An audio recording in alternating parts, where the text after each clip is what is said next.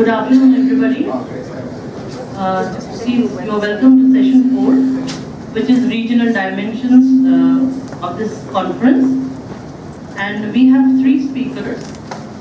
And without further ado, let me begin. May I ask Professor Vijay Rajamohan, who will be speaking on China in India's Northwest, and 15 minutes to each speaker, please.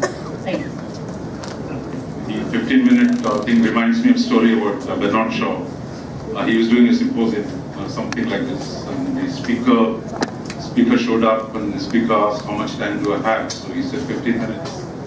So speaker complained, saying, "Look, how do you expect me to say everything I know in 15 minutes?"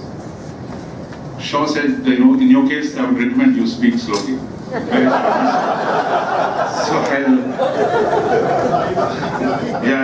I'm going to speak slowly and just make not more than a few points. But I think first, as it is, we are not very rational talking about Pakistan. And you put Pakistan with China, it gets even more harder for us to have a rational discourse. But I think, Pakistan is a problem today. If you look at Indian history, the Northwest has always been a problem. Much of India's security or its shaping of its entire structure, its ideas, a large part of it was influenced from the Northwest. Even when the British came into India and occupied India, colonized India, even then they were obsessed with the Northwest because they didn't like the other European powers coming in, and much of the great game was played in India's Northwest. But today that problem continues in some form. But what we do have today, for the first time in many centuries, actually an Asian power beginning to dominate our Northwest. There were Mongols before, probably there were Aryans, there were all kinds of other people before.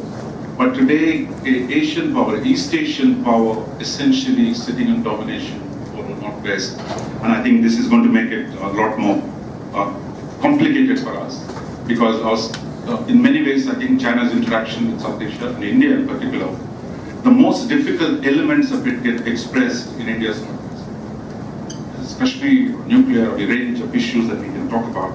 But I think and the problems that we've seen with China's engagement with Pakistan historically are going to be reflected in China's engagement, I think, with our other neighbors in the coming years, and we have to deal with. What I thought I'll do is in the next few minutes, just lay out 6 dimensions of the problem that we face from China's growing influence and weight in India's Northwest. The first one is really about a structural point that while China has been a problem, and I think many of the issues relating to China and the Northwest came quite early on, after India and China became new states.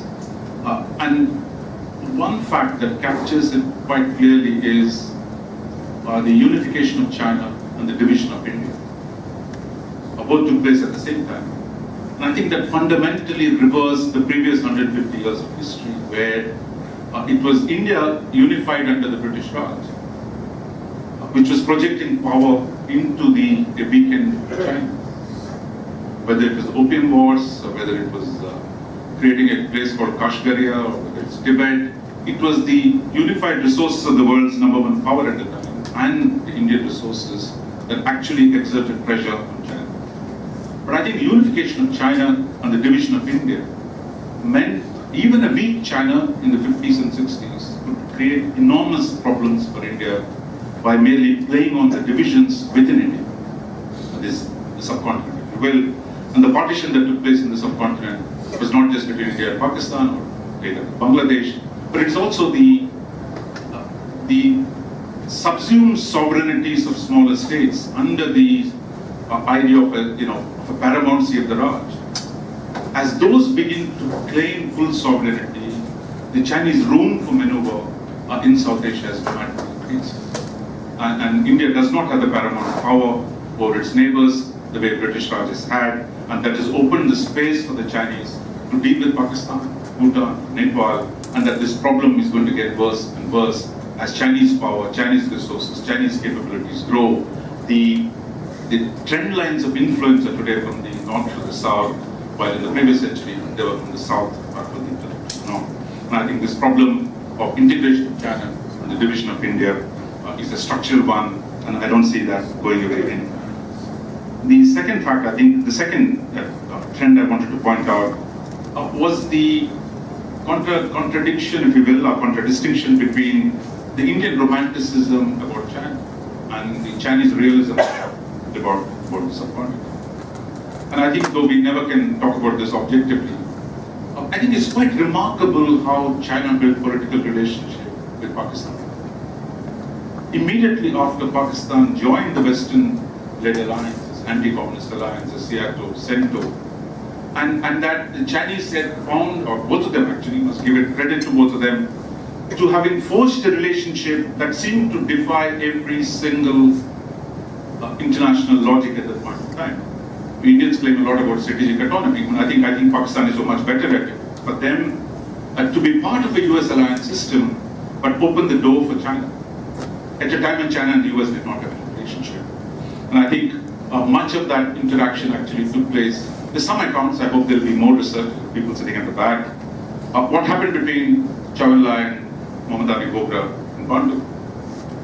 Recently, some studies have come out, and that how Zhou Enlai turned Bogra by essentially saying, look, China is not a threat to you, and publicly saying that Pakistan might be part of the alliance system, but they're not a threat to us. But some of the recent research shows, the report of the Indian Foreign Secretary, Supreme Khan, there was no reference to Pakistan-China meetings at all. So in a sense, we were completely blindsided would be a wrong word. I mean, I think you're oblivious of the kind of possibilities China and Pakistan has had. And I think repeatedly underestimation of what can happen in the relationship has constantly taken us by surprise.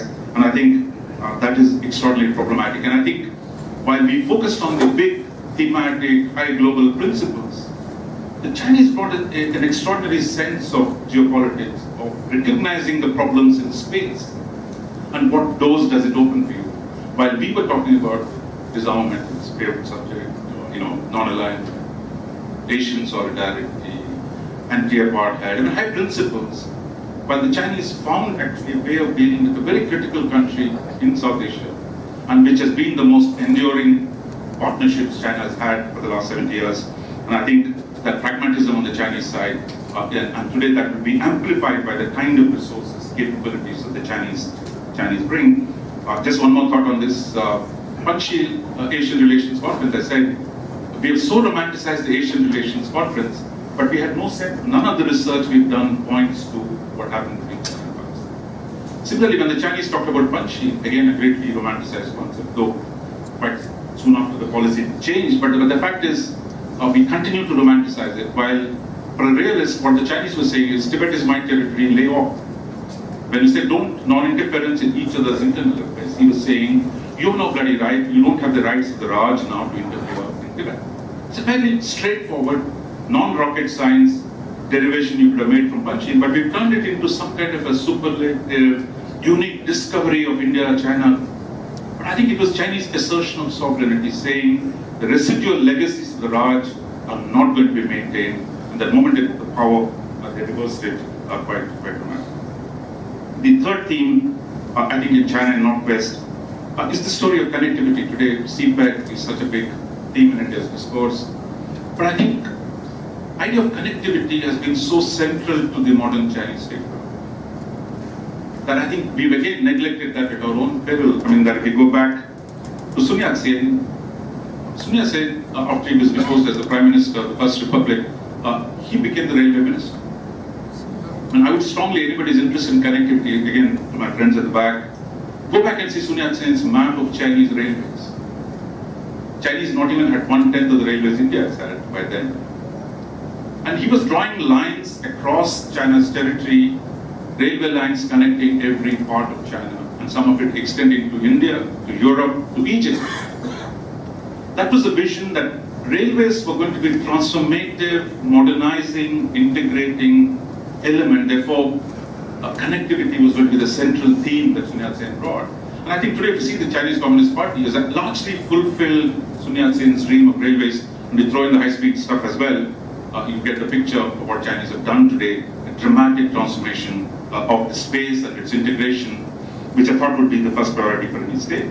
But I think extending that beyond, I mean, again, CPEC, go back, Karakoram Highway in the 1970s, the Friendship Highway and the Arniko Road in the 60s. You see the Chinese actually seeing or bringing their, I mean, this was China that was the peak.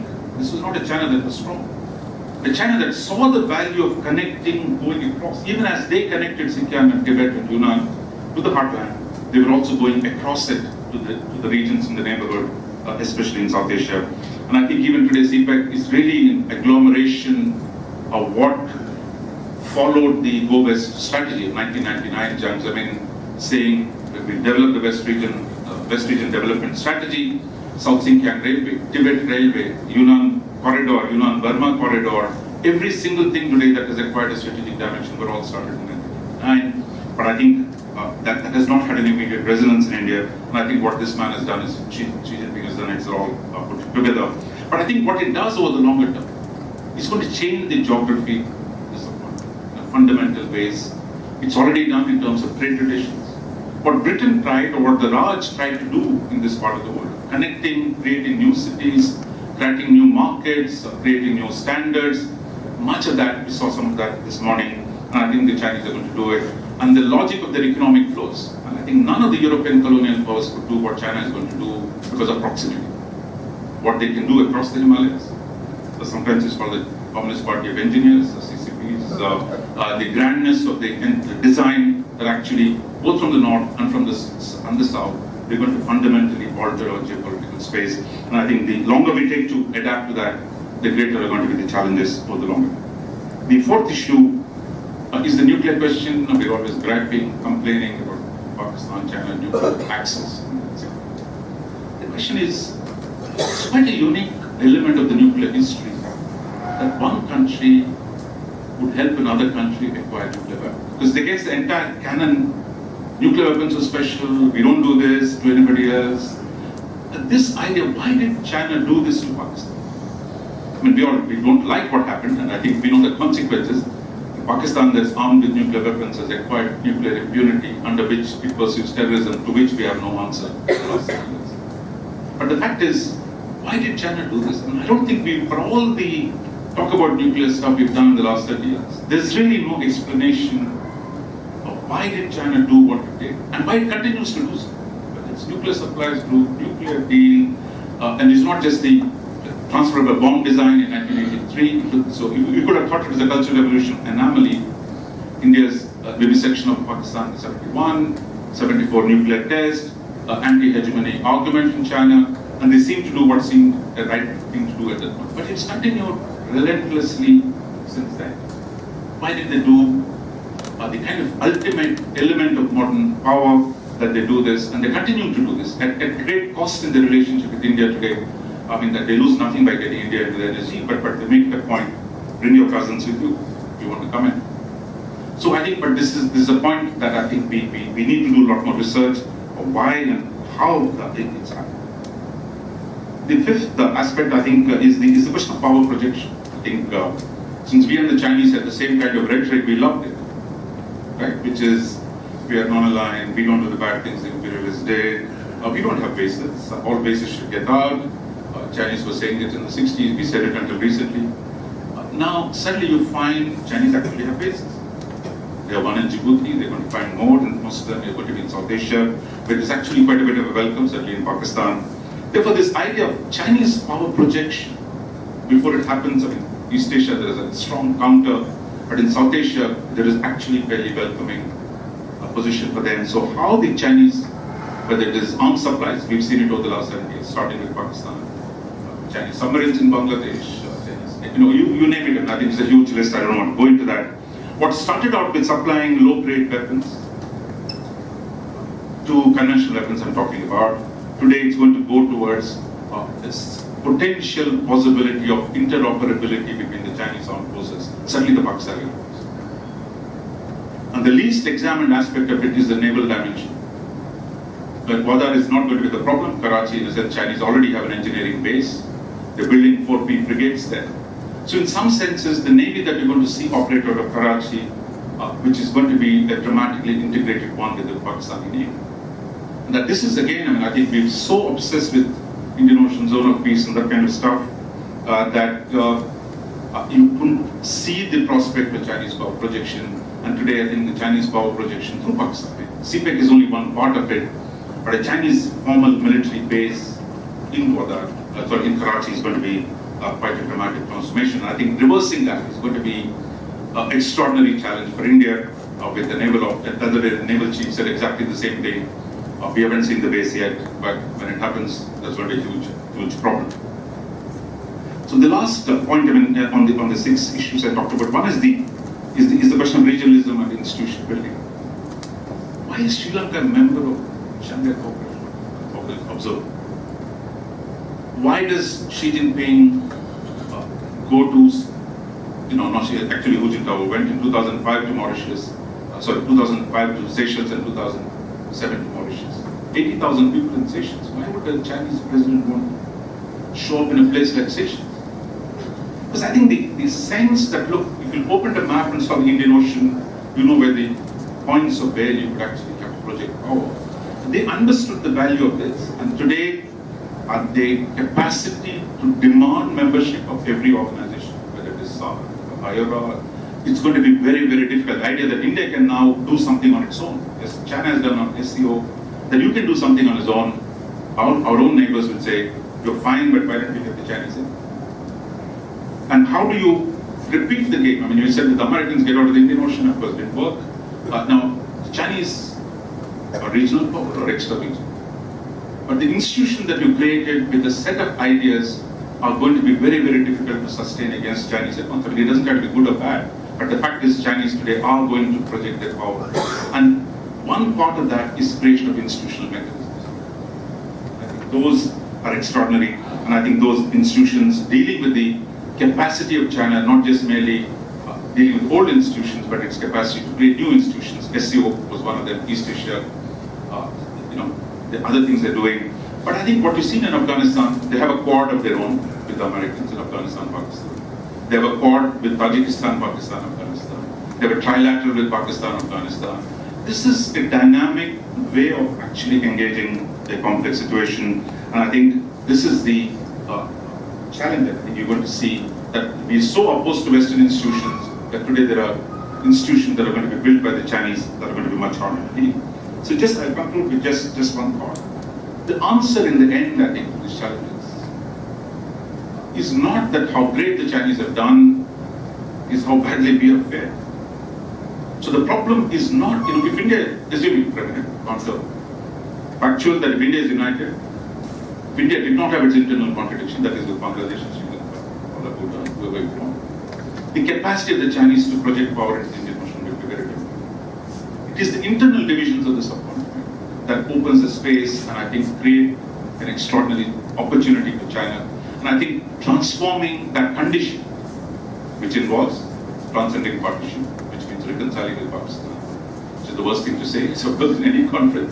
But purely thinking strategically, that can you alter your strategic condition without healing the scars of partition? You can put it in any form you can. Can you deal with the Chinese power without reintegrating the economies of the subcontinent? Those, I think we began to talk about those kind of issues, but we're seeing how hard it is to actually accomplish it. And in the process, actually, Chinese are going to make it even harder for you to achieve those. When the situation was free, we did not take the full opportunities in the previous 7 decades. But now with China, and stronger China, to seemingly simple objective like regional integration are going to be so much more difficult because the Chinese pull and pressure is going to make it that much harder. So I think there's going to be work for next 2 generations of how to deal with Chinese power in our northwest.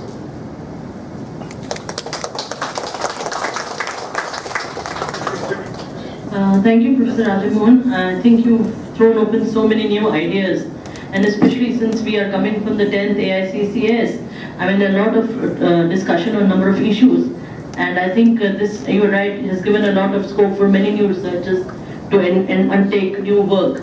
And I think one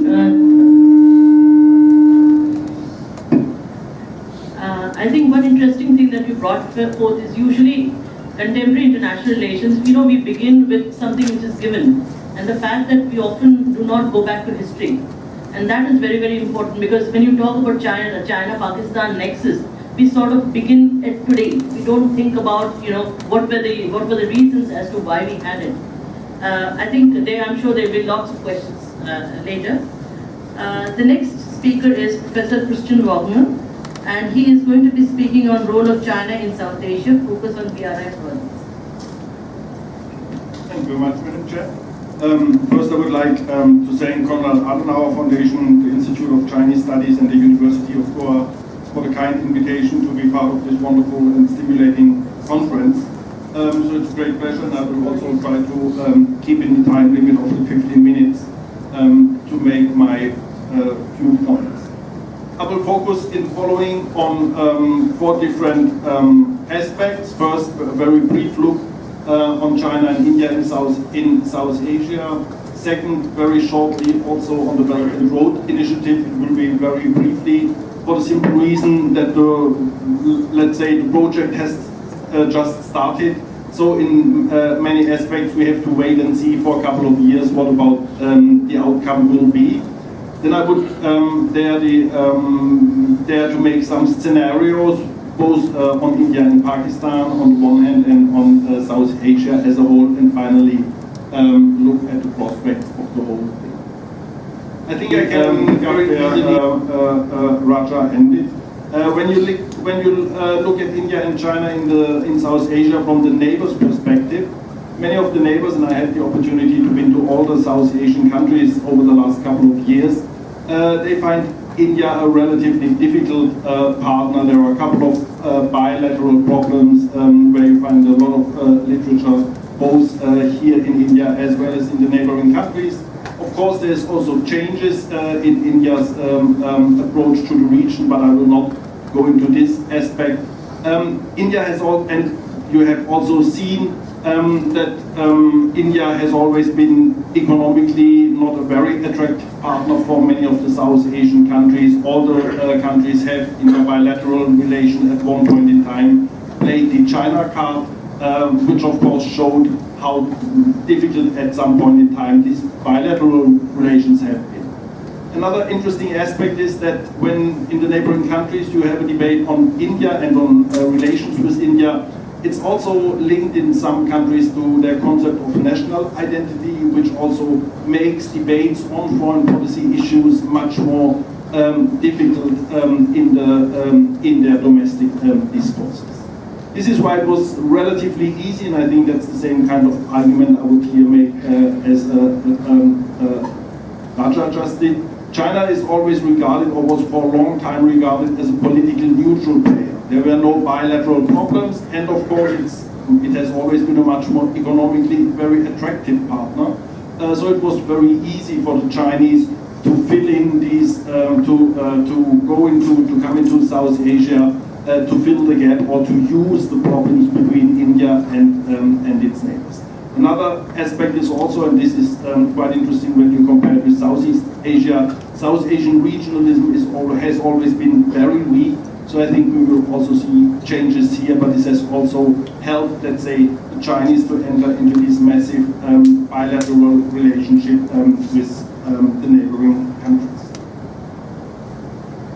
So when you look at the Belt and Road initiatives, you can pick up a couple of figures from different sources. You see that by far the largest investment is in Pakistan, 54 billion. I've also found newer figures about 60 billion. One should always be careful with these figures. We know there is always the gap between the pledge on the one side for this kind of investment and then what is finally being implemented. But nevertheless, if we use it as a kind of an orientation, we see how much China has invested or is going to invest in the next years in the neighboring countries. I also found an interesting figure on Chinese investment in India. I left a blank mark in between, so it's only 1.6 billion US dollar in the 17 years, which shows, of course, the difficult debate in India on the participation in the Belt and Road Initiative. The BCMI was a project where India and China are are supposed to be cooperating. Some of the Chinese scholars in some of the Chinese writing, it's now also subsumed under the Belt and Road Initiative, but I think this is a very controversial kind of argument. Now when you think, and as I said, we have to, I mean in Pakistan of course we see the Belt and Road Initiative with the different projects in the energy field, in the transport sector, starting to be implemented. We also see the kind of problems that are coming up when it comes to the implementation, when it comes to governance issues. So I think one should also think about the mid to long-term implications that Belt and Road could have on the neighboring countries.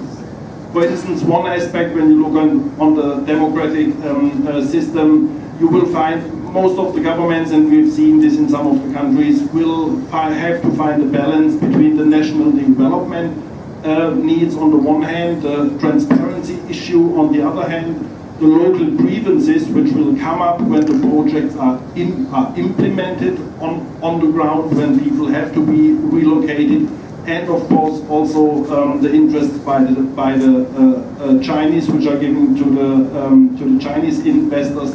So all the governments will be in a very difficult situation to find a proper balance, and I wonder in how far this is going to strengthen or to weaken democracy in the neighboring countries. In Pakistan, we're just seeing a debate, or it has already been here before, that China is going to rely much more on the army for the implementation, which of course will strengthen the role of the army in internal politics, which of course is already strong enough. On the economic side, it's also people also, when I just was in Pakistan last month, and when you follow the official debate, it's very rosy, very gloomy. But when you talk to people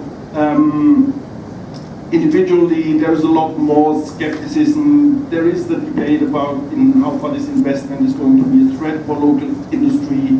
There is the complaint that the local employment is not going to come, or it's not to be expected. So this is, from the economic side, also in the mid to long-term perspective, a very difficult situation, and I wonder in how far we may also see a different debate coming up in the years to come. On the foreign policy side, this has all been discussed, so this is nothing new. The debate about the debt trap, this is also why India was very critical on the Belt and Road Initiative, leading to political dependency and limiting also the room for maneuver for the countries in their foreign policy. We have seen this debate in Sri Lanka and Pakistan, and I think we can wait until this debate comes up now in the Maldives or in Nepal. What is also, when you go a little bit, and as I said, maybe we should meet in 10 years down the line, and then we can discuss really about the outcome, what has happened, where really the outcome of the projects. Now when you dare to think in scenarios, I developed two very shortly. First one on India and Pakistan, what's the effect on the of the CPEC on the bilateral relationship, and second one on South Asia.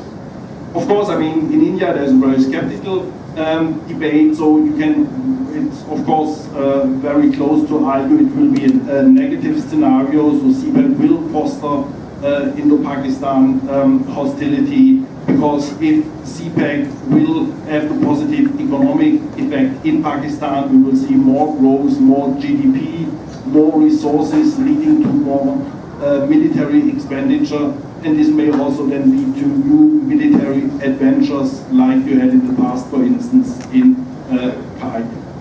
Of course, you can also think about a more positive scenario, and then of course CPEC may also have a different effect, because it's quite known that, of course, India rejects the CPEC because of its position on Kashmir, but it's also interesting to see that CPEC also runs counter to the Pakistani position on Kashmir. So in that sense, you can always make the point, CPEC from the Chinese side seems to be a bet on the status quo. So CPEC is not only going to cement roads in Pakistan, it may also cement a political status quo in Kashmir, both in Gilgit-Baltistan and Pakistan occupied Kashmir. There's also a very tricky debate in Pakistan, especially people from Gilgit-Baltistan demanding their proper share in the project, demanding greater autonomy or demanding the recognition as a full-fledged province in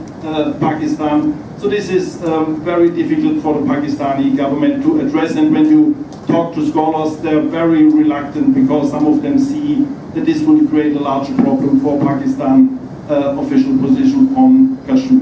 So when you think along those lines, then you can also argue, well, if this is a bet on the status quo and you invest some 50 to 60 billion dollars from the Chinese side, China may not be interested in new military adventures of Pakistan like in Kargil, and we have seen this in the past that Pakistan was very reluctant, China was very reluctant to support Pakistan in the crises with India. Moreover, when you see CPEC flourishing, it will also, another conflict between India and Pakistan will create more risk for the investment security of Chinese workers. And on the Pakistani side, the growing dependence will also restrict Pakistan's room for maneuver, for instance, vis-a-vis the United States. You all remember that it was very easy for Pakistan to play the United States over the level of civil society groups. I think that's an instrument in foreign policy which is not going to work as well with China. We can also think about what's the long-term implications on South Asia, and this is very close to the points Raja was making.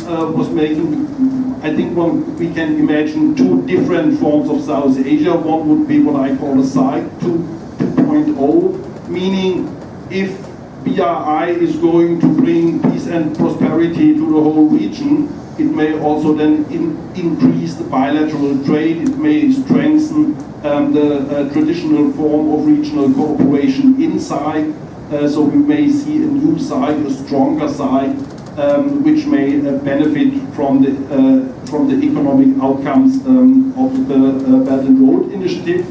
You can also, and this is the more, let's say, a different, not necessarily negative scenario, but what I would call South Asia 2.0, in the sense we may also see a weakening of the side. In the sense, SAARC has already been a weak concept, a weak institution.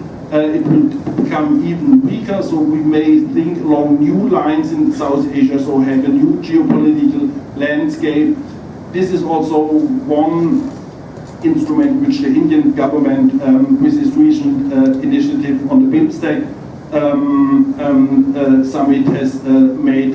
So it could be a SAARC -1 or a BIMSTEC plus. So it's a different understanding of the region, which somehow is very much different from the kind of South Asia that we may have understood over the last 30 to 40 years.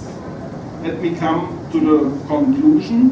I think I would agree that BRI has the potential to fundamentally change South Asia or regionalism in South Asia, and I would also make the point South Asia is probably the region that is mostly, or the region in Asia which is mostly affected because it's the least integrated region in South Asia.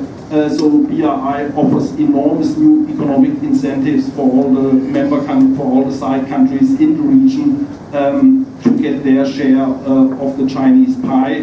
Also, South Asia has been a chronic unstable region, and the China card has always been an important instrument for smaller neighbors in their relationship with India. Also, the Indian policy, as I said, is looking for new regional formats. So in that sense, I think we may see, not now, not in the next 5 years, but if we gather together here in 10 to 15 years, I think we may discuss different ideas on South Asia. What is also an interesting aspect, I started the presentation by saying India has been, from the neighbor's perspective, India is a difficult neighbor, but now with this new, very controversial debates that are coming up in the neighboring countries, the neighbors will also make their own negative experiences with China. This is for the neighbors a very new a very new experience, and I think this may also start some learning curve, and maybe this may also in the years to come change also their position towards China. Maybe not so much in Pakistan. That's certainly a different case, but we may see this in Sri Lanka, for instance. So we may also see that India may get a better relation with their neighbor, because the neighbors will also make the experience that China is not only the all-weather friends that it wants it to be portrayed. So with this, I can end, and I thank you very much for your attention. Thank you, Professor Wagner. A couple of things. I think the fact that you mentioned that India is not an attractive site for its neighbors. I think it's, I don't know, it could be a phenomena that all small countries suffer in the neighborhood of large country, because when we look at even South America, size of Brazil always undermines the neighbors. So I think that maybe also could be taken into some seriousness. And secondly, the thing that you talked about, the positive scenario. I mean, it seemed more a negative scenario than a positive one, and so the question is, positive for whom? I'm sure that there will be many more questions, and I'll go to the last speaker, which is Jabin Jacob, and he's going to speak on provinces in China's regional foreign policy, Vanguard and Power. Thank you, Prajita. This is somewhat of a new vantage point for me as an organizer, looking at the participants from this side of the table. So I'll try to resist the temptation to slip in an odd administrative instruction in between my presentation. Vanguard and cover. So what I'm going to try and do is somewhat different from the previous speakers, which is I'm going to try and unpack the unified China that Mr. Rajamohan talked about, and look at a new layer of analysis of China's foreign policy and China's security policies, which is to look at the provinces of China and how they contribute to Chinese foreign and security policies. China, I think most people understand, China is not monolith. China's provinces have often exercised a fair degree of autonomy from the central government throughout history. In fact, that's necessary, both for politics as well as for economics. A lot of China's economic reforms that we sort of highlight today have originated from the provinces doing different things, and the national government letting them do those different things, and then picking and choosing what were the right models, what models could be adopted at the national level. My presentation is going to be structured in three parts. First of all, we'll look at how provinces are conceptualized, how they appear in rhetoric in the Chinese pronouncements. Then what are the laws? How does China deal with provinces officially in terms of foreign policy? And how do we see Chinese provinces in action as far as foreign policy and security policy is concerned? Number one, I think it was in the morning, Ambassador Anil Bhardwaj talked about how there is any number of trade connections between China and Europe. Now, in the foreign press, it's always portrayed that way, between China and between Europe.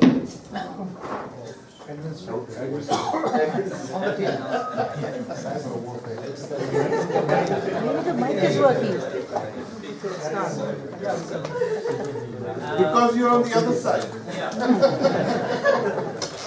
Well, that would remind me to not be on this side next quarter. Well, the light shows on, but it's not really carrying. Is it carrying at the back? No. I just had to raise my hand. But in the Chinese press, the same railway connections between China and Europe are actually sort of, it comes across much more layered. For example, the Chinese talk about 3,000 train routes between China and Europe. And they talk about this connecting 27 cities and 21 provinces in China. So for them, they kind of unpack it down to the level of the provinces and cities. And if close watchers of the Chinese political system understand that the Chinese province and the Chinese city is an important, influential political player. There is of course a hierarchy, there is of course a different degrees of influence that Chinese provinces have depending on where they're located, depending on GDP, population, any number of factors. But this is something important to note. The Chinese have this crazy Double 11 online sales program every year. And Xinjiang, for example, is sold as the most active in these online sales in the BRI region, the Belt and Road region. So again, it's a sort of, I suppose, it's a sort of code that only Chinese people who follow Chinese political system very closely will understand. But it has immense implications for us outsiders watching how the Chinese political system operates and what it's capable of doing. If Xinjiang is going to sell itself as the largest.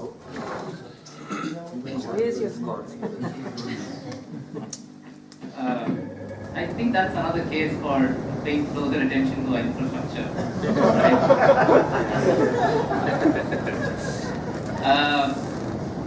Now, I talked about Chinese provinces and their awareness or their putting forward of their provinces and cities as important actors.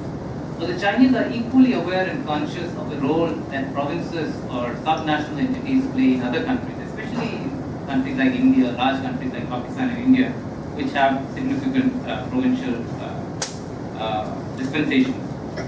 Officially, there's a very specific protocol in place, as in India, for how provincial officials will deal with foreign countries. The Central Secretariat of the Communist Party of China and the State Council have together issued about 9 directives until February of 2017, explaining, since 1981, explaining exactly how this interaction should take place. But what is interesting is, these notifications are quite aware of the trouble there is, or they call it cumbersome nature of official visits between Chinese officials and foreign countries. So they try and separate the provincial visits from state, central government visits. And the nomenclature is interesting. For Communist Party delegation visits, they call them friendly visits, which, if you, to those so minded, are anything but friendly. I mean, this is the Communist Party of China. Imagine it visiting 1960s Indonesia. Friendly is, although this didn't happen, but friendly isn't the word you would associate with it. Provincial visits are termed as study visits. So what this leads to is a different order of protocol or different and kind of extreme degree of flexibility when Chinese delegations are visiting abroad. I'd imagine, and I keep hearing this complaint from Indian embassies, that they end up doing a lot of protocol work. I suppose one reason why the Chinese classify their visits differently for provincial delegations, I'm sure we also do it in some manner, is to avoid the hassle of protocol, avoid the hassle of lack of flexibility in these visits. So that's how the official aspects carry on. And how do these things actually play out in practice? I think it was Dr. Masuo in the morning who referred to how Chinese provinces are used to extend maritime territorial jurisdiction. So that's one way how it operates. North Korea was mentioned again in the morning. In the Liaoning and Jilin provinces, which border North Korea, provincial delegations were at an all-time high. They were actually actively used to deal with North Korea. But if you look at the statistics, I mean, this is from a recent Peterson Institute study, from 2013 to 2015, the number of visits from Jilin and Liaoning to North Korea was 0. It clearly is another way of examining China-North Korea relations, which is to say that there has definitely been a problem in the nature of the relationship. It's only since 2016, again, these provincial visits have shown a slight and gentle uptick, but it's not enough. There are still sharp differences between the two countries, if one were to look at it this way. Xi Jinping was recently in Vietnam, and in his delegation he carried along 3 provincial party secretaries. But provincial party secretaries from Guizhou, Guangxi and Yunnan, the provinces in Southeast Asia with the most interest, Chinese provinces with the most interest in Southeast Asia, in Indochina. So I think that's something that is equally significant. Then, of course, we are all aware of the innumerable number of forums, think tank forums, market expositions that Chinese provinces organize that neighbor with neighboring regions. For example, Kunming is the host of the China South Asia Forum. And Nanning in Guangxi is the host of the China Southeast Asia Forum. Urumqi in Xinjiang is the host of the China Eurasia Forum. So, and along with these forums, which originally started as market forums, they now started as sub-layer or several other categories of meetings, think tank forums. In fact, I've been to quite a few of these forums, and as I was telling somebody yesterday, these are very useful forums for India's neighbors. Subdivisions as Professor Rajamohan referred to. India's neighbors use the Chinese shoulder to fire at India, because there is the odd one or two Indian participants at these forums. So our neighbors kind of find it very easy, find gold to fire at us from the Chinese shoulders. There's also the example of the BCI, the Bangladesh, China, India, Myanmar Regional Forum, in which Yunnan province was the lead. In fact, for Indians, I believe we should never have been surprised by the One Belt One Road. Again, to take off from where Professor left off, this forum has been active with the Chinese province in lead for a long time. It was a connectivity project, and it has just been upgraded to the Belt and Road. So the Chinese have basically upgraded the BCI vision to the rest of their neighborhood and across the rest of the world. Also, in Pakistan, we find that the Joint Coordination Committee on the China-Pakistan Economic Corridor actually has Pakistani chief ministers as part of the process. And in fact, the Chinese embassy and in Islamabad, as well as the Chinese central government, are constantly asked and requested by the Chinese province, the Pakistani provinces to get involved, to get them their due share. If I were to take liberties with history, this seems to me a new kind of tributary system in which China offers, Pakistan takes, Pakistan requests, China gives. It's quite amazing. And also, I think the mention was made by Professor Wagner about how the Chinese are interested in, they seem to be interested in changing the status of Gilgit-Baltistan. So again, that shows how they have a provincial, or rather subnational approach to taking things into account as far as their foreign policy is concerned. To take the specific case of Nepal, Nepal fully borders the TAR, but and the Chinese have actually specifically, but to turn the thing, to flip it around, the Chinese are particularly interested in Nepal's 15 border districts bordering the TAR. They have specifically targeted development assistance to these 15 districts. They have trained with Nepali border guards, Nepali fire servicemen in these border districts. There's a specific police academy that I think it was the Chinese foreign minister who inaugurated it, devoted to training these border guards. Nepal TAR, Tibet Autonomous Region trade, is the biggest trade source of trade for Nepal. Nepal is the only country with a consulate in Lhasa. Nepalese political leaders inevitably pass through Lhasa on their way to different parts in China. Prachanda, former Prime Minister, was in Lhasa on his way back from the Poa Forum. And that, if you look at it, it's a big, huge art. That man must have some capacities to travel if he's going to go from Poa to Lhasa and then back here. The Tibet party secretary, Wu Yingjie, has been on record saying that, China, Tibet and Nepal are connected like lips and teeth. I think that's the phrase we often hear about China and Pakistan. And the Tibet Autonomous Region is a bigger path for China to get access in South Asia. And he says this specifically in the context of the BRI. Of course, there are Chinese attempts to influence Nepal's politics and economy. Chinese have a very, very strong position on Nepalese federalism. They don't want ethnicity-based federalism. They want north-south division of Nepal's provinces. This also is interesting, of course, from our point of view. But of course, the central government is not leaving everything to TAR as far as Nepal is concerned. The province of Sichuan is also involved, and Yunnan. They are also in the post-earthquake reconstruction activities in Nepal.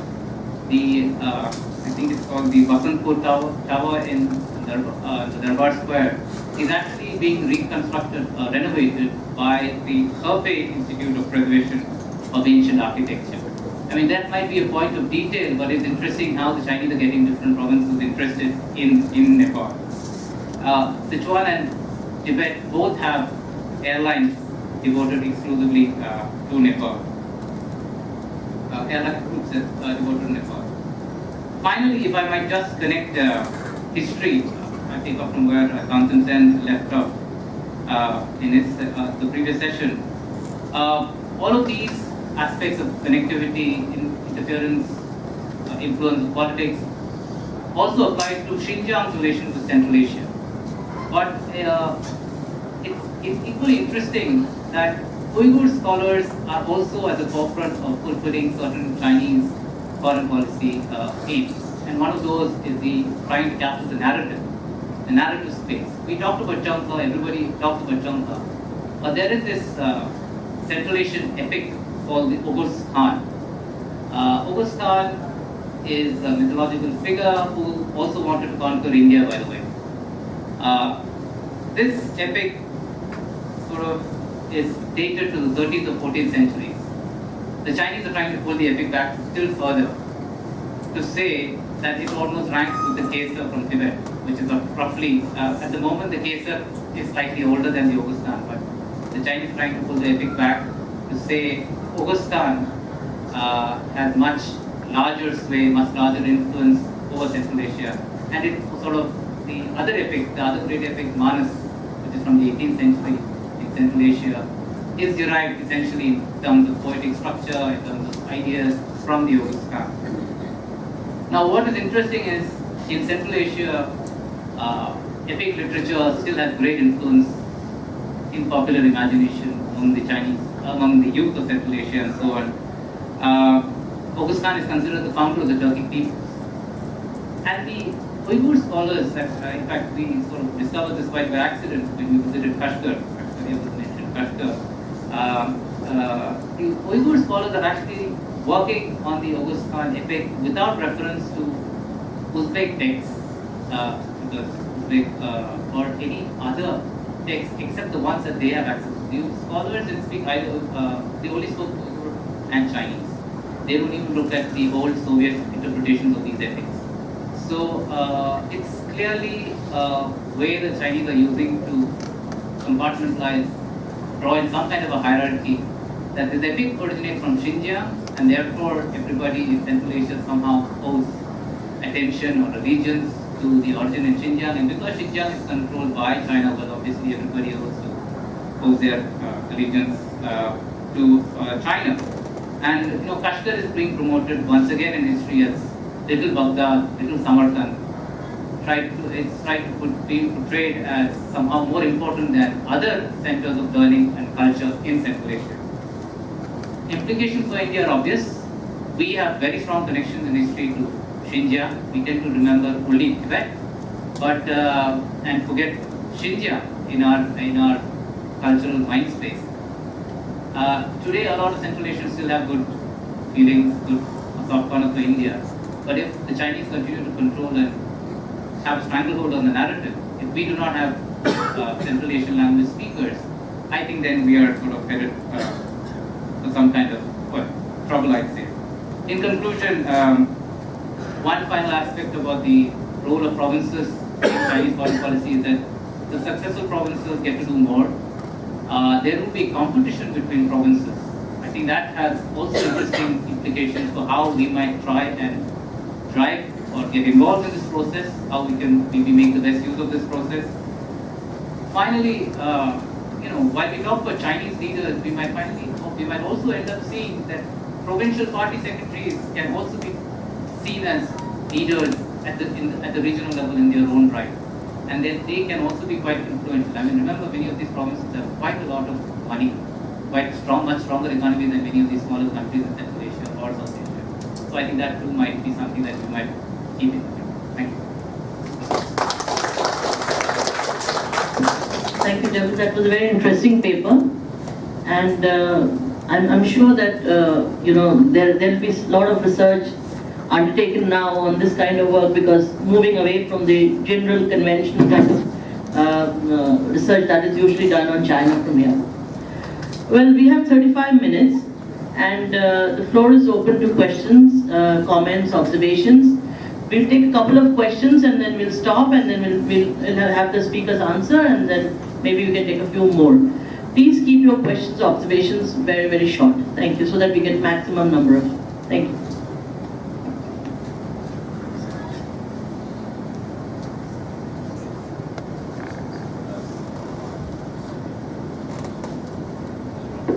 Okay, yeah.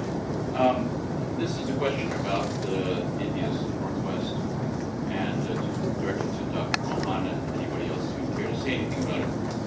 So, thinking about Pakistan and China, their partnership, and BRI in the form of this CPEC, obviously it isn't India's advantage to remain reliant for land connectivity, Central Asia, Southwest Asia, or Europe, to remain reliant, to rely exclusively on BRI, CPEC, China, Pakistan.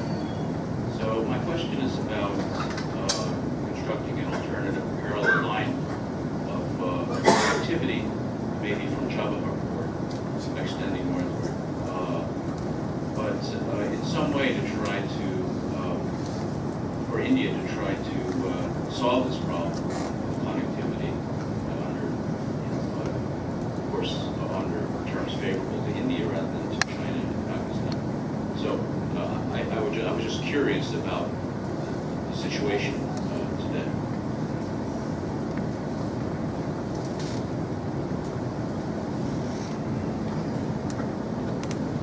Question to Mr. Rajamohan about CPEC. And of course, the question it is that we are not associated with CPEC because of the sovereignty issue. Do you envisage at some point in time an Indian involvement with CPEC, and under what circumstances? And question to Jabin about association of Indian provinces with BCIM.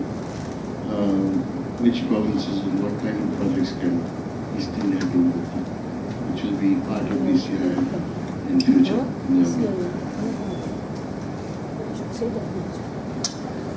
Hi, it's a question to Javed. It's, even in the history of the PRC, there's been a long and sometimes difficult center-provincial relationships, right? Especially in the 50s, but even during the Cultural Revolution and so on. How would you best define the structural framework in this going outward? What are they permitted? What are they not permitted? How are they being restrained? Do you have any case of pulling back a province? Or, so to sort of understand the whole center-provincial dynamic, which has been a long-term historical problem of the world, but even of the earth. One question here, one last, and then we'll stop and we'll go back to next one. Actually, I have two questions. One goes to Jabin and the other one goes to Dr. Wagner. Thank you very much, Jacob, for raising this central local domestic politics issue. My question is about if this domestic dynamics has changed after Xi Jinping, because as you have mentioned, there were very severe competitions among those provinces. For example, when China started this China ASEAN Expo in 2000, I think that was 4, Guangxi and Yunnan competed very hard, and that was basically because both provinces wanted to achieve more local developments. And after winning, and after Guangxi won that hosting position, actually Guangxi's local GDP started to rise much higher than the China's average GDP. But after Xi Jinping's BRI initiative, I have paying attention to those local GDPs, and actually those provinces, for example, Xinjiang, Jilin, or those neighboring the peripheral provinces, their GDP is not going up. And under that scheme, actually Xi Jinping is encouraging a lot of coastal provinces to go beyond that the traditional scheme. And for example, some provinces like Liaoning is trying to create a new industrial zones in Eastern Europe or in Africa. And do you see any domestic dynamics changing after Xi Jinping? And the other question goes to Dr. Wagner. Thank you very much for raising this regionalism issue in the BRI scheme. I was wondering if, how should I say it? I think when we look at BRI, there is a clear feature that China wants to establish relationship with those partners one by one. So China is trying to avoid the regionalism. And I think one of the reasons China avoids it is that if the information is released to all the participants, then those participants can use it and try to get better investment contracts with China. So that really China, except this ARIB, China has been avoiding this regional scheme. And I was wondering if, for those smaller states, it will be very crucial to win better contracts with China, of course, so that actually China can, in reality, might be able to contribute their developments in a real sense. So I was wondering if those South Asian states can enhance or can establish better, regional architecture and try to, for example, exchange those information. Or I think in some way ASEAN countries already do it because they have established good, relatively better bureaucratic connection among each other. And I was also wondering if that can extend to intra-regional cooperation to deal with China by exchanging the information about China's economic development. Thank you.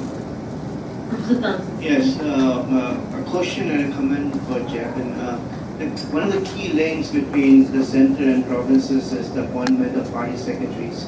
And if you look at Pierre Landry's work on the appointment of officials based on big data, you will see there is a rationale of appointing those party officials. Has that changed, and this connects to the previous question as well, has that changed with Xi Jinping, how he is now connecting to the provinces through appointment of specific party secretaries?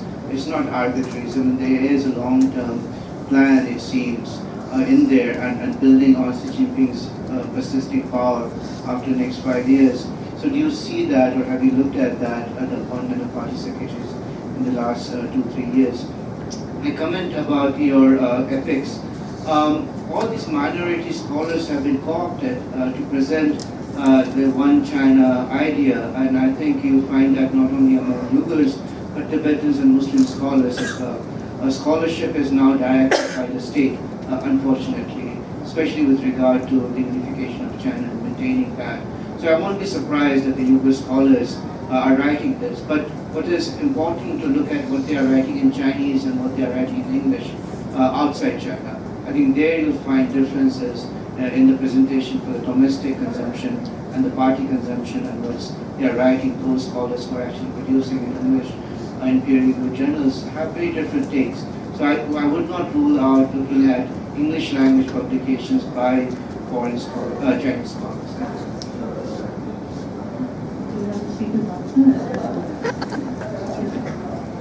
On the question of connectivity in general, that's a good point. Everyone says, look, South Asia is the least integrated region of the world. That's true.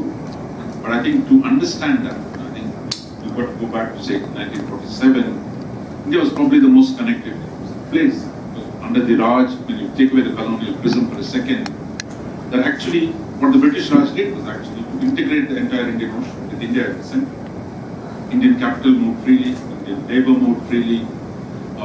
Singapore was part of India till 1867. Aden was part of India till 1937. Burma was part of India till 1937. Now, you had a structure. Indian rupee was legal tender in the Gulf till 1971, 1972. So you had actually, as part of a globalizing period in the 19th century, India as the center of Indian Ocean globalization was actually at the center of the war. Indian Army was the stability provider, what the Americans have nice words, the stability operations, which means intervening everywhere. It was the Indian Army that did, including in opium box in China, the Boxer Rebellion, where it was, that you were the center of the state. Now, I think two things undid that integration. One, the partition of the sub was where the partition of the subcontinent, where even in narrowly subcontinent, it was part of it, from Zahedan all the way to the border of Thailand. I mean, I saw that as a single region. That I think by creation of Pakistan, by one of the accidents of history, that it actually cut you off physically from both sides. Bangladesh, you had East Pakistan, you had Chicken's Neck. In the west, theoretically you had a Wakhan corridor. But essentially, the way partition played out, you physically disconnect from your immediate environment, over which actually, historically, the previous 150 years, India was a dominant player. Now, from that situation, I think we made it worse. I mean, it's not a criticism, but it's a consequence. By adopting socialist economic policies, by emphasizing self-reliance above trade and export orientation, you deliberately, consciously, by choice, disconnected yourself. Now, I'm not saying it's good or bad. I mean, it's not a debate about Nehru, but the consequence of a policy that de-emphasized trade, that emphasized import substitution, that believed that actually best way Indian resources can be made was by using purely locally and the planning and all that stuff, that essentially trade was devalued, which meant connectivity was not important. And in some cases, where we voluntarily withdrew, like in the Gulf.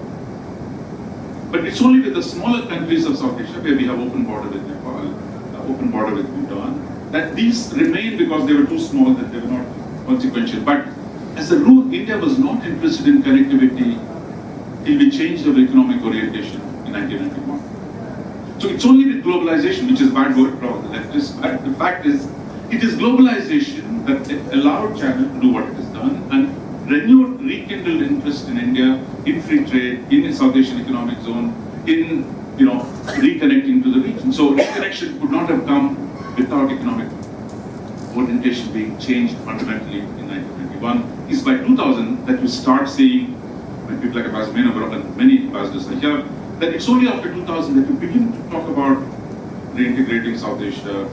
I mean, I could just go back and read all the speeches, the Prime Ministers, the Foreign Secretaries, the ambassadors, and you see now you're talking about reintegrating the subcontinent.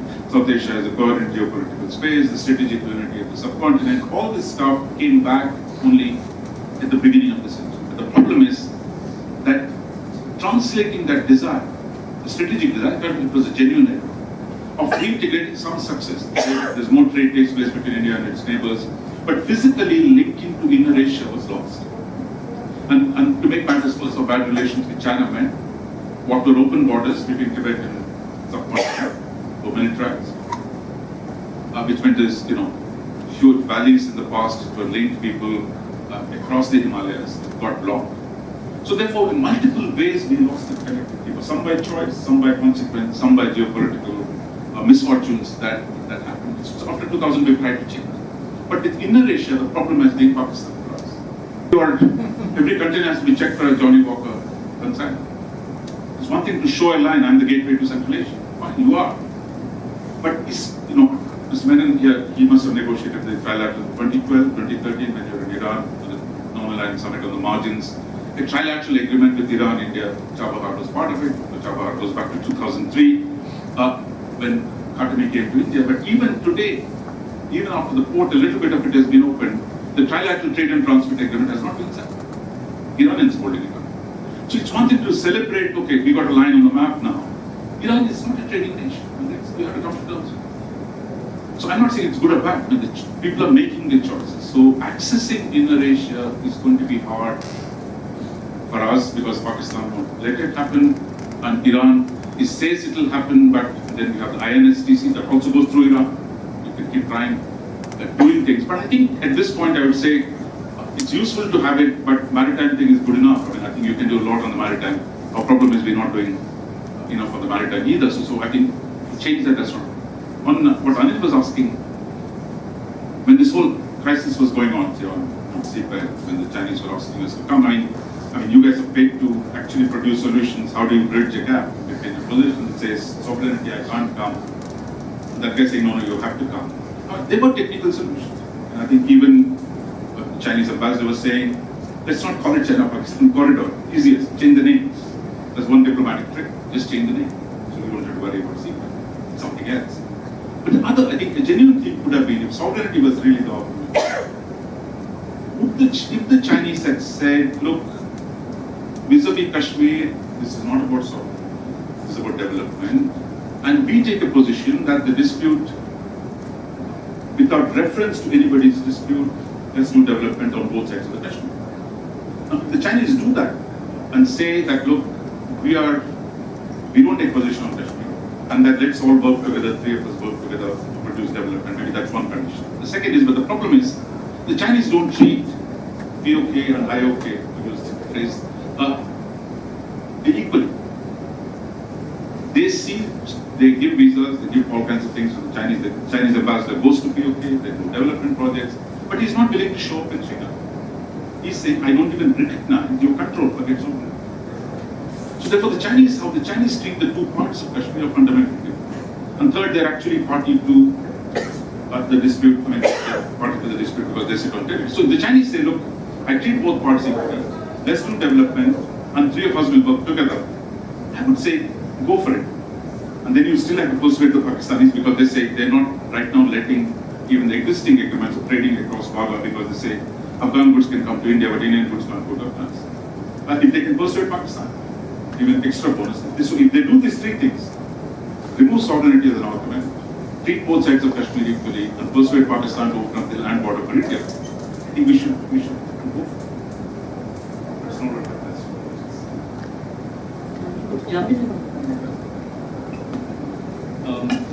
Let me come to Ambassador Wadhwa's question. On BCM, I think the time has passed. There was a time when in 1999 this thing took off.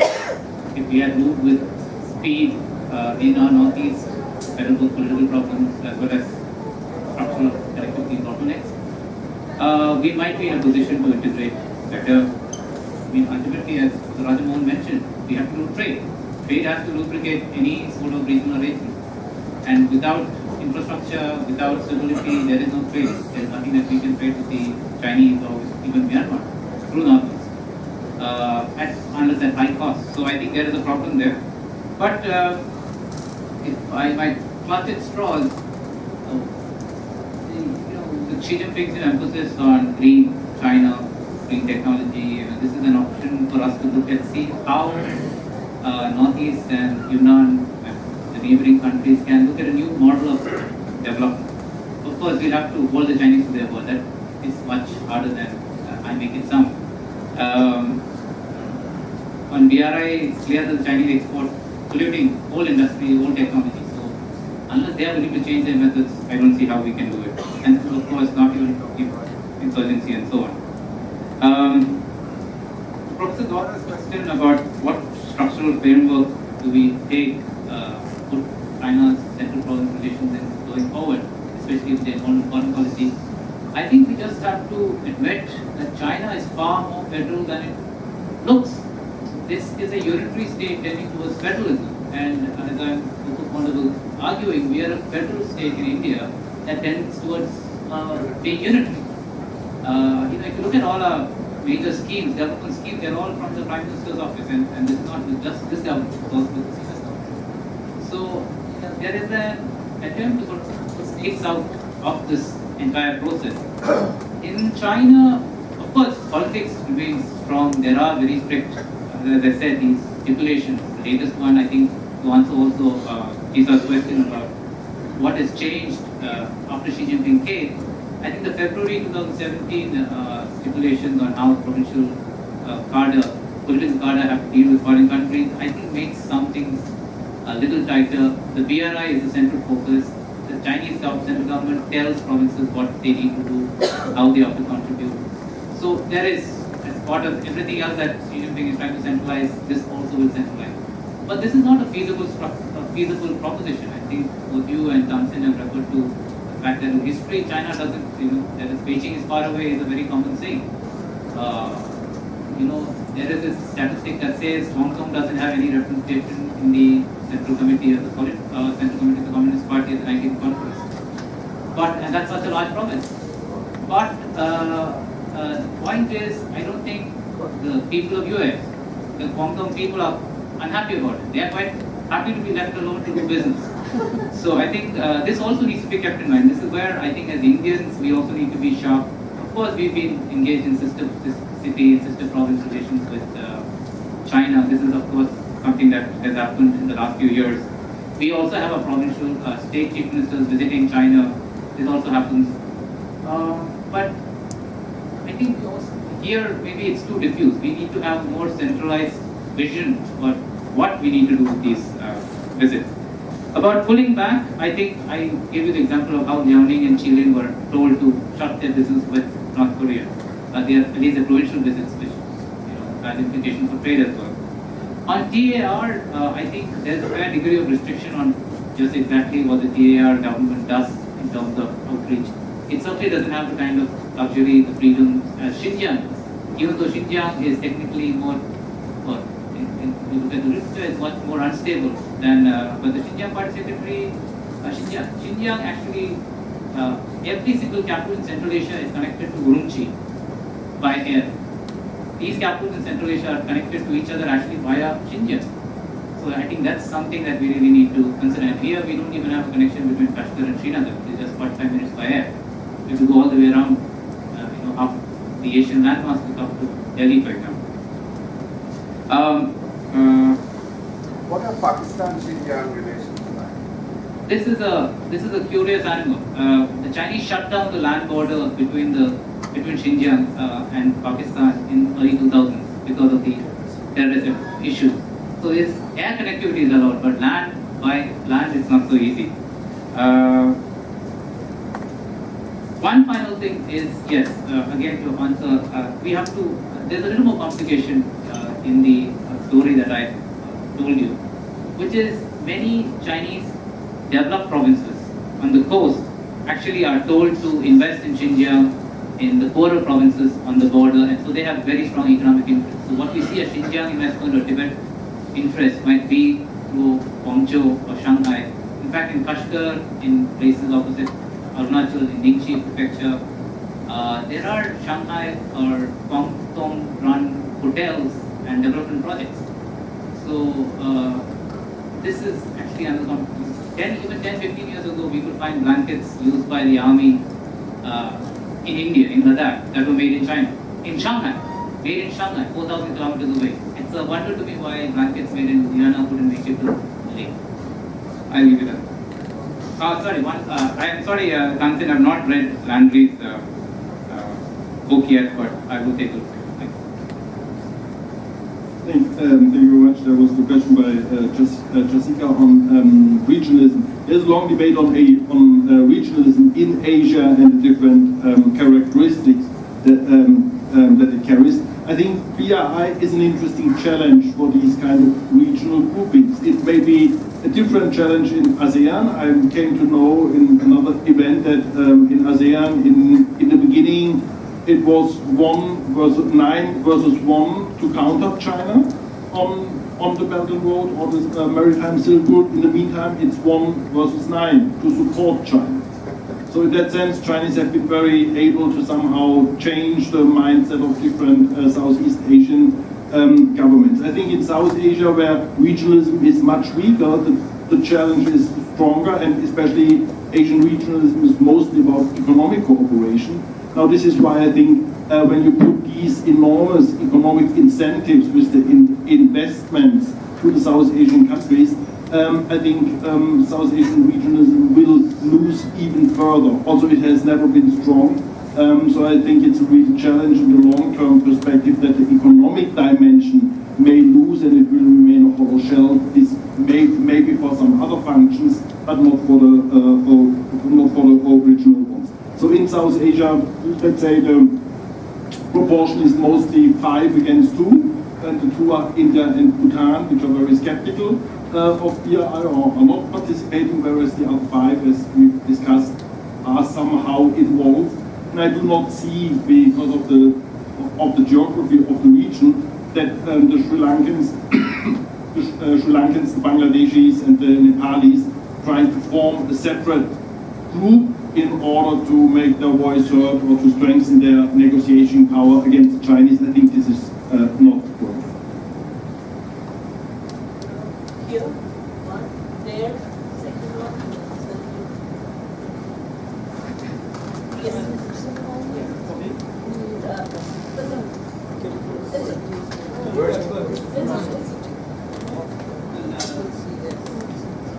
I think in your northwest formulation.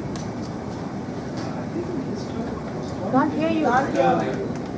China was never part of the northwest threat formulation. I don't think even Genghis Khan also crossed south of Indus. Yes, of course, his cousins came in the form of Mughals. But the northwest threat is more in terms of Turkic, the Greeks, even in the 20th century, Russia was seen as a threat. The British never saw China as a threat. Because, the Great Game was fought only for Russian right. So, where do you think, you say, is a romanticization of the Chinese threat? What is the source of this tension? I don't think 62 can't be the source of tension. Border can't be the source of tension. What exactly is the source of tension, which is to be figured out? Because there is no substantive ground for this frozen or whatever that thing that we're talking about, historically.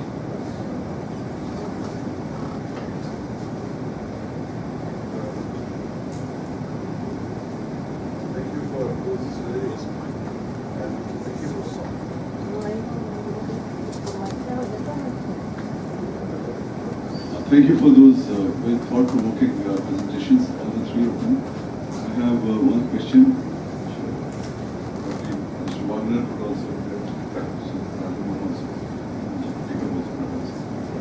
You see, that India was connected, and it was very well connected, and it has been connected for a very long time, and we have all been arguing for connectivity.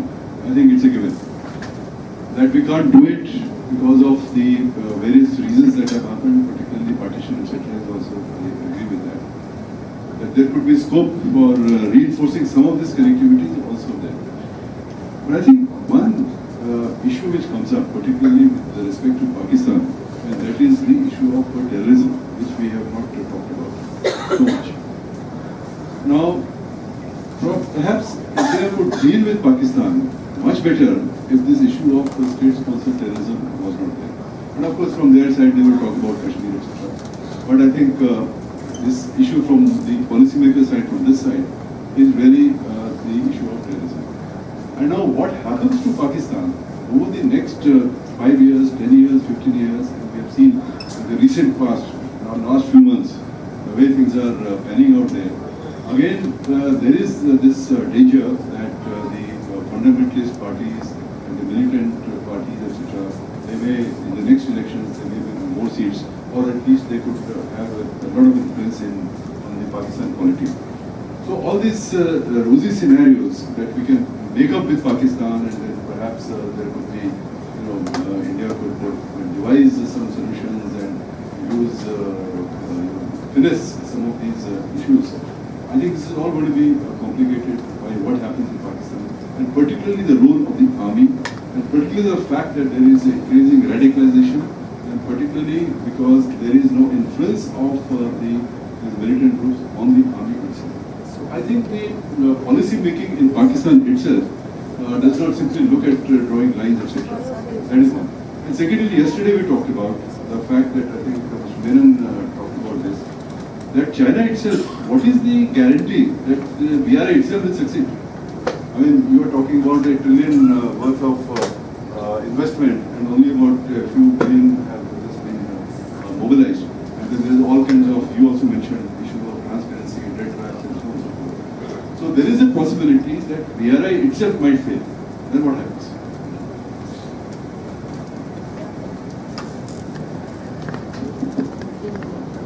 My question is for Professor Rajamohan and Professor Wagner. Both of you alluded to the BRI. Now, there have been reports of this corruption and those aspects which have come off late, particularly with respect to Pakistan. In case within the BRI in the South Asian region, there are some of them which unravel, like we are seeing situation happening in Sri Lanka and in Bangladesh now. What are the policy decisions that India needs to take, if it needs to take any? And is there an opportunity for India to adopt any of these along with Japan under the AAGC umbrella? Thank you.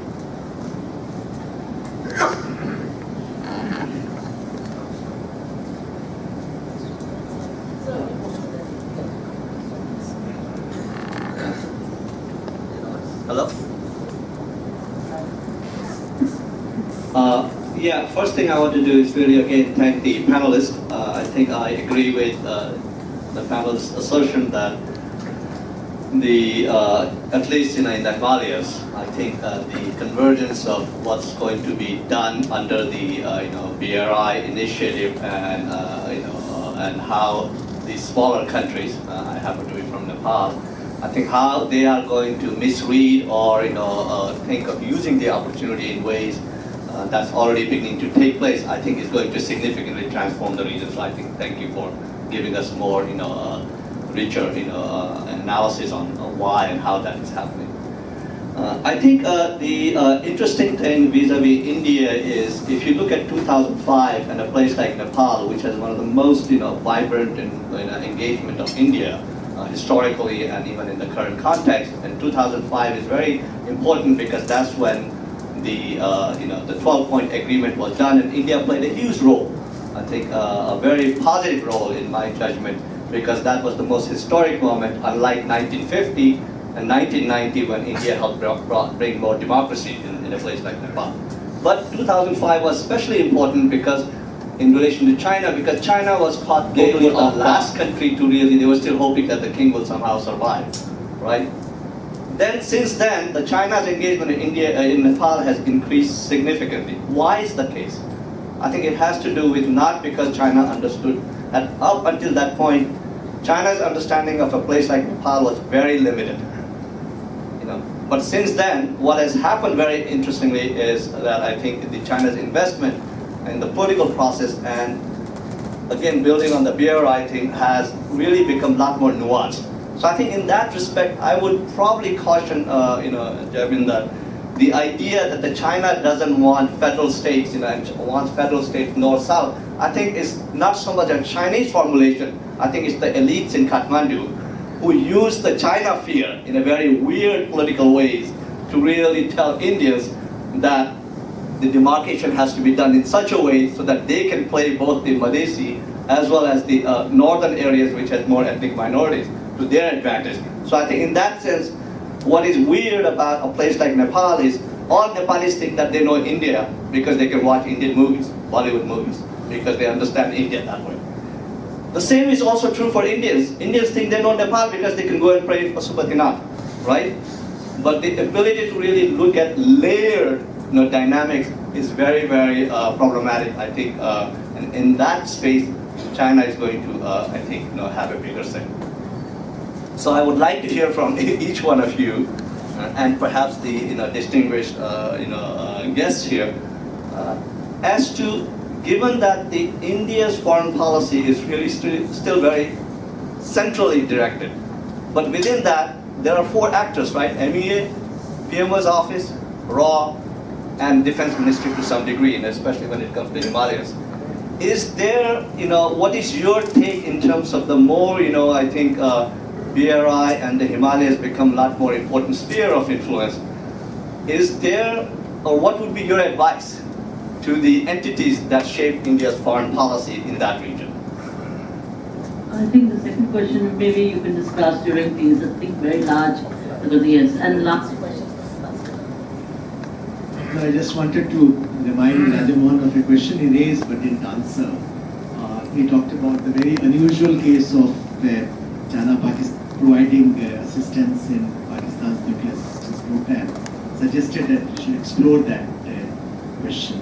We'd like to have your thoughts on that. And you also mentioned that assistance is continuing. Here again, we'd like to have your thoughts.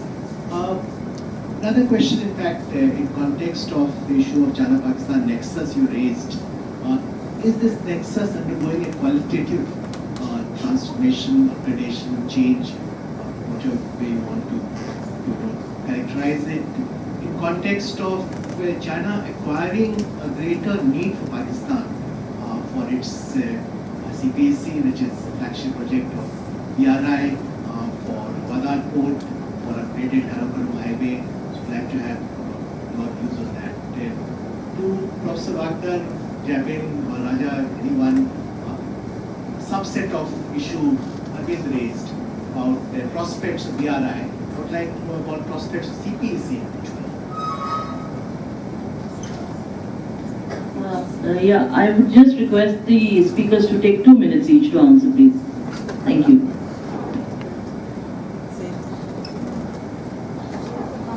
Let me start with the first one, prospects of BRI. I think it was mentioned by Ambassador of Washington that, or I think there's a certain book, that the BRI can succeed in patches. And even if it succeeds in patches, it will still present a formidable challenge as far as we are concerned. So I don't think we can base our policy on the hope it will fail. This is one of the, this is the approach I would take. Just one line on question of whether we can improve relations with Pakistan. I would agree with Professor Rajamohan, and I am a student of China, of Chinese foreign policy, and there is no way we can fix our relationship with China unless we fix our relationship with Pakistan. That's the conclusion to come to. And now you can pick and choose which is the easier thing to do, which is the easier sequence. Okay. To Ashok Brun's, I will take your point that yes, I might have stressed this north-south approach a bit. I might have overstressed this, but I think what I wanted to stress really was that the Chinese are opposed to ethnicity-based federalism because this has clear consequences for their control over the TAR. That's the important point. Yeah, I think a number of questions came. I think the first on the China and the Northwest, where Stockton was asking. Sorry, I didn't make it very clear. I think what I was saying, I agree with you. China is new. China's weight in your Northwest, that was new. And I think even when China was weak, when it was not the second largest economy, when it was just in the middle of a civil war itself, even in those periods, it could exploit the differences between India and Pakistan and could take advantage of the situation. And from the 70s, the nuclear, 80s, the missiles, 90s now, a lot of things happened now, CPEC, with that. And the most important thing, I think, is going to be the naval integration, PLA Navy, the giant Pakistani Navy. That, I think, is going to be quite a transformative effect. And that's what I'm talking about, is the new phenomenon that we have to deal with. And I think that is the challenge I was talking about. Second, I think, what Arvind was asking about Kashmir, I'm not saying, look, there's a solution. In fact, every Prime Minister in the last time, I think, or you can even go back to Rajiv, everyone has tried to get a different relationship with Pakistan. It's not work. But all I'm describing is strategic condition. If you want to cope with Chinese power, can you transform your own region in a way that is Chinese are going to make it harder for you. Is there a way that you alter your circumstance within the circumstance so that you clear your flanks so that you are able to deal with the juggernaut that's ruling at you? I'm not saying Pakistan is good, they're not easy to deal with, but they can't even Maldives. It's not easy to deal with. But the question is, it's your job to skin that cat. I'm not saying as diplomat, as a country, your challenge is how do I reconnect this region in a way that my capacity to play beyond the region improves. I think that is a challenge, and I think there's no escaping is going to get harder, but the fact is, that's our challenge. How we skin the cat is our problem. Nobody else is going to help us with that. But I think on the BRI options that came from back, look, my sense is, look, if there is an opening from the Chinese, the government of India will sit down and talk to them about these things. We might be heading that way, provided there is some give from the Chinese. In the last statement, not the one today, but some time ago, where we said, we are open to talk, the Chinese are not open. If that is the case, the Chinese agree to talk, you are in a different place to start diplomatic, not substantive. But on the substance, you can do three things. One, the Chinese talk to you. Are there cases where actually you can work together? BCM, you refer to. Some places where there's no sovereignty issue, there is no, that you negotiate the terms of doing something, you can do that. Second, you work with others who are, Chinese can't stop you from doing something with the Japanese. If you want to jointly bid for a project informally, Chinese can't stop you. On the ground they might, but the fact is your choice, can you do that? The third, Chinese are not stopping you from building roads in your own damn territory. Nobody is stopping us from building roads in the northeast. We waited 7 years. Nobody has stopped us from developing antennas. Chinese did it in 2 years in Hainan Island. And those are in your hands. And I think this is what I said, the failure of geographic imagination, which came in part because of the socialist orientation and shutting down India from the rest of the world. Transcending that, how do you do that? And why is Andamans today still a big problem? You have to move the heaven and earth in Delhi to do small things in Andamans. The Chinese literature, they talk about the new ball and chain is lying here, there's going to be the big block against them, forays are coming, submarines are playing. But it's your problem, it's your mental makeup that has stopped you from doing internal planning. Governments are talking the last 10 years, 15 years, they've talked. I think the question is translating that. And if you do these three things, talk to the Chinese, find other partners, and do your own connectivity, and do something with Nepal, and wherever you can do what you can, then you're in a different place. And not merely saying bad things about it, it's not good to do. On the China Pop Nuclear, I thought there were three ambassadors, former ambassadors to China. I thought one of you might answer the question, what happened in the 70s? Why did China sign that agreement with Bhutto in 1976? And why didn't they stop after that, assuming the Cultural Revolution changed? But I was also speaking to the people at the end, and I think it's worth exploring now. At least some material has come to look at and say, why are the Chinese so hooked into the Pakistan program? Is it merely balancing India? We've always said that. But is there something more operationally on the ground? But this, I think, will really have to come from real, some sense of what happened inside in the archival material on both sides. But finally, on the CPEC question that you raised, look, I think it's very interesting. Look, some of my Chinese friends that have told me, look, we really copied all this from the Japanese. The Japanese had a proposal many years ago, Indus Corridor, but they were not talking about crossing the Karakorums. Just build factories along the Indus as a natural transportation corridor. Simply have to talk about Mumbai-Delhi corridor. That the idea of actually developing Pakistan through a corridor, when you look at the map, it's a fairly straightforward thing. Build damn thing, there are 2 ports possible, there is a river running through it, you can develop industries all along. It didn't happen, the Chinese are doing it. Our problem is the twofold. One, what happens in the Chinese, in the Pakistani territory, other is across the Karakoram. So if anybody can do the internal parts with problems and conditions, but my sense is only some of it will happen. Yesterday I was saying some projects will come. But here is the problem for us. And the key question is that the point that Dr. Christian also raised, until now China-Pakistan relationship had very little economic. The moment you put some real economy, that's where people start getting irritated with each other. The Chinese, our neighbors might discover how bad the Chinese are. And for example, the debate in English press, I don't know how serious that is, saying, look, India is getting interest from, $50 billion at 0.5% annum. In 50 years, you don't have to pay anything. That is the conditions under which you're borrowing money from Japan. Why the Pakistanis paying more?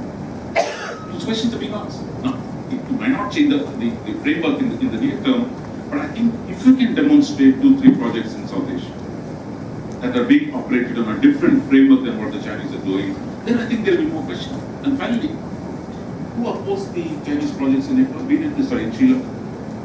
It was election manifesto of the 2 parties which said, we are bad, this is terrible, we want to change it. And of course they came and stopped it, but they've gone back because that is the structural problem. Those guys who stopped started again because the Chinese, you can't say no to the Chinese, and that's where the Chinese power comes.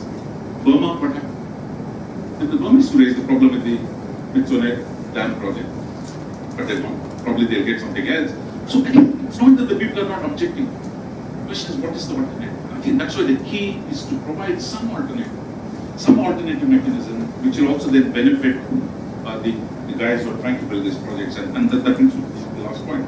Look, I think in South Asia at least, the strategic autonomy is vis-a-vis India. It's not vis-a-vis anybody else. So if the Nepalese can solve them, give them some strategic autonomy vis-a-vis India, everyone is going to take it. And I think that's what is happening. That how do you convince your neighbors that, look, that they can prosper with you? It's not going to be easy. In the case of Sri Lanka, there's a Tamil question. In Nepal, there is a Madhesi question. With everybody, you have some question. I think at least at the level of objectives, the government of India today, over the last 3 governments, have identified this is an important objective, but the problem has been in translating it, and that's where I think the struggle is going to be. But I think it can go in some. Thank you. An interesting aspect of the CPEC is when you talk to Chinese scholars and then you read some of the literature. There's also the idea on the Chinese side that the economic development that's going to come to Pakistan with CPEC is also an instrument to moderate extremism in the country. And this is of course also an idea which is not very. Yeah, this is also an idea which they may also have copied from the West too in some way. But I think this is also a point where many Western governments would say, yes, much of extremism has to do with economic grievances.